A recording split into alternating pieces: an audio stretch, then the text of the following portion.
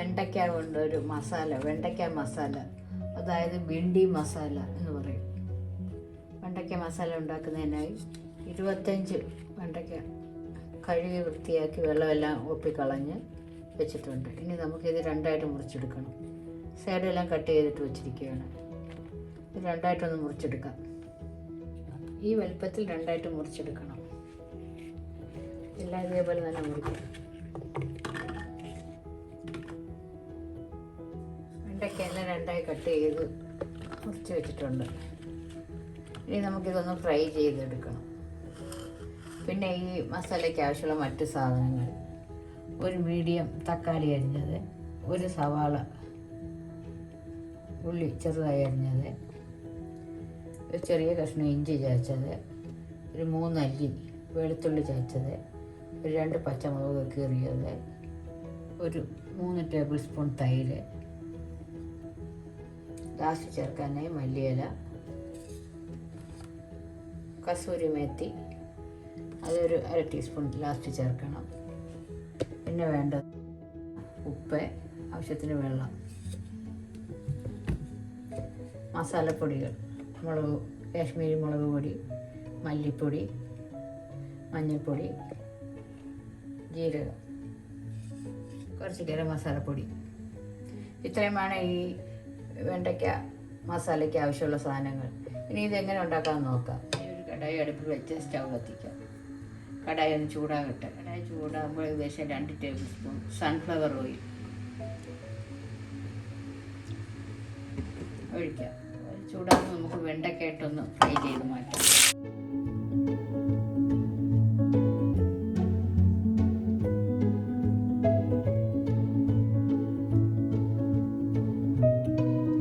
നമുക്ക് ഈ വെണ്ടയ്ക്കയിലേക്ക് 1/4 ടീസ്പൂൺ ഉപ്പ്, 1/4 ടീസ്പൂൺ മഞ്ഞൾപ്പൊടി ചേർത്ത് നന്നായി ഒന്ന് വഴറ്റിയെടുക്കാം.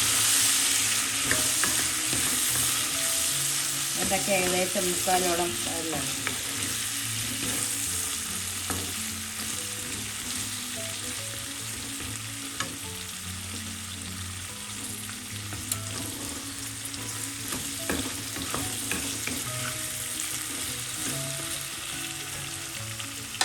വെണ്ടയ്ക്ക ഒരുവിധം വഴന്നിട്ടുണ്ട്. ഈ സമയം നമുക്ക് കോരി മാറ്റാം.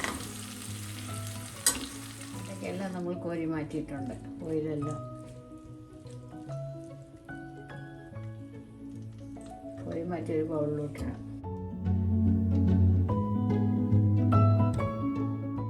വീണ്ടും അതേ ഓയിൽ തന്നെ നമുക്ക്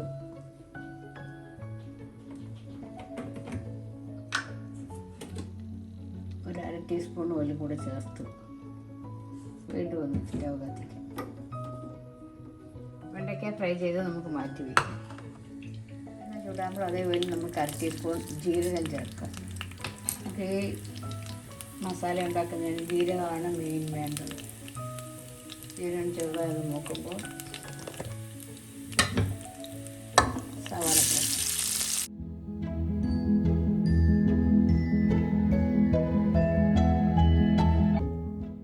എല്ലാം കൂടെ വഴറ്റി കൊടുക്കാം.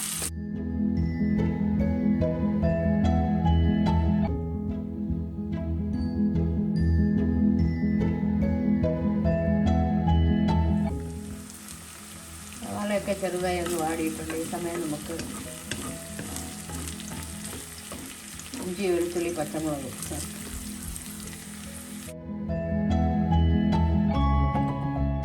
ഓയിലൊന്ന് മുറിപ്പിക്കാം.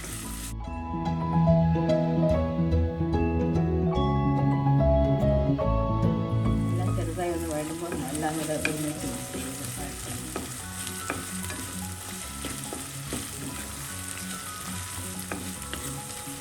ഒരു മിനിറ്റ് ഇതൊന്ന് വഴഞ്ഞിട്ട് അവിടെയൊക്കെ ഒരുവിധം വഴന്നിട്ടുണ്ട്. ഈ സമയം നമുക്ക് മസാലപ്പൊടികൾ ചേർക്കാം.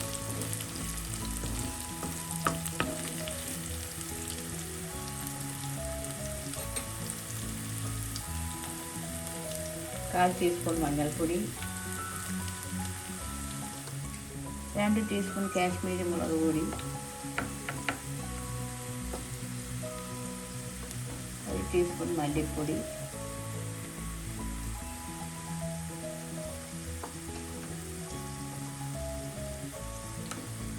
ടീസ്പൂൺ ഗരം മസാലപ്പൊടി എല്ലാം കൂടി ചേർത്ത് ഈ ഓയിലൊന്ന് മൂപ്പിക്കാം.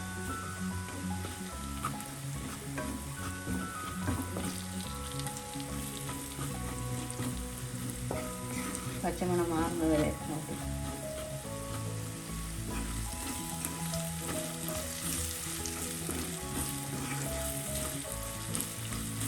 പച്ചമണമൊക്കെ മാറിയിട്ടുണ്ട്. നമുക്ക് ഒരു ചെറിയ മീഡിയം തക്കാളി അരിഞ്ഞ് കൊടുക്കാം. അത് ഇതോടൊപ്പം ഒന്ന് നോക്കിക്കാം.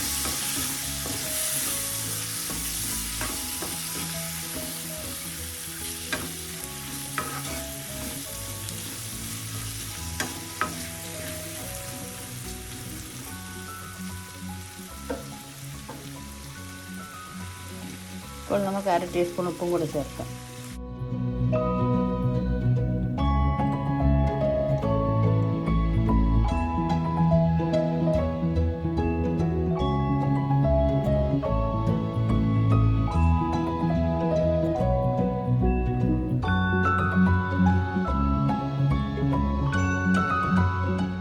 ലോ ഫ്ലെയിമാക്കി നമുക്ക് അടച്ചു വെച്ച് വേവിക്കാം. അടപ്പം തുറക്കാം. തക്കാളിയെല്ലാം ഇത് വെന്ത് തുടങ്ങിയിട്ടുണ്ട്.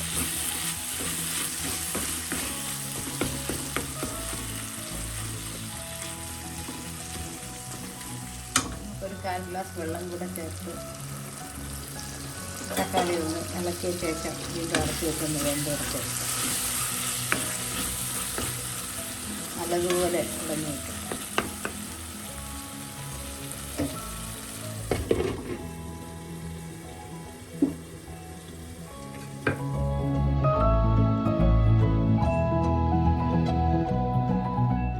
തക്കാളിയൊക്കെ നല്ലതുപോലെ വെന്ത് തുടങ്ങിയിട്ടുണ്ട്.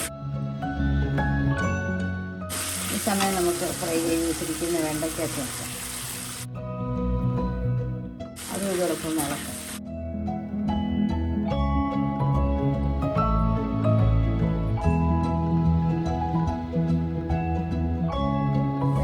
തൈരും കൂടെ ചേർത്ത് നന്നായി മിക്സ് ചെയ്യാം. ലോ ഫ്ലെയിം ആക്കാം.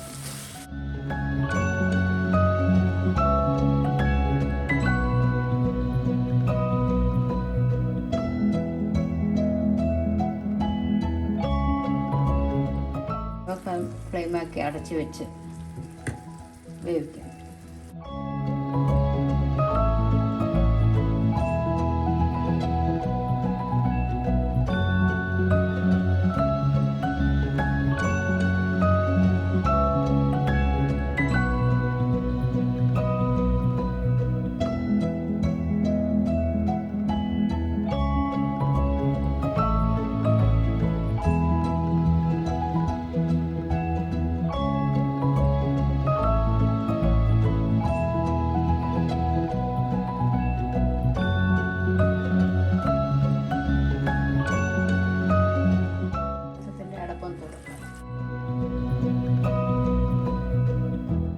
മസാലയെല്ലാം വീണ്ടും വെന്ത് കുറുകിയിട്ടുണ്ട്. ഈ സമയം നമുക്ക് ഈ സ്പൂണിന് 1 ടീസ്പൂൺ കസൂരി മേത്തി ഉലുവയില പൊടിച്ചത്,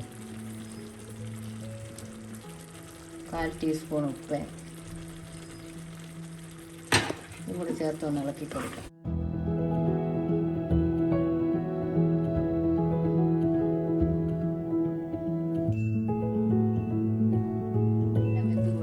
ഇനി ഇരുന്ന് കുറേ വറ്റരുത്.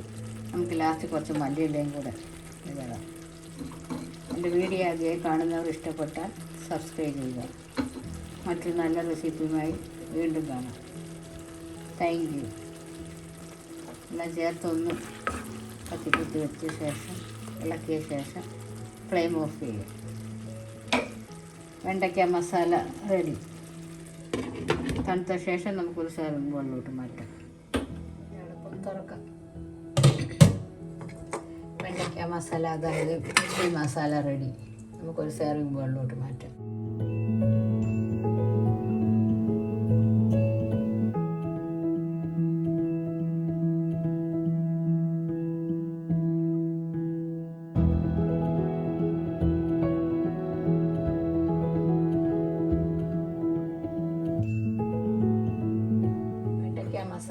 അതായത് ഭിണ്ടി മസാല റെഡി.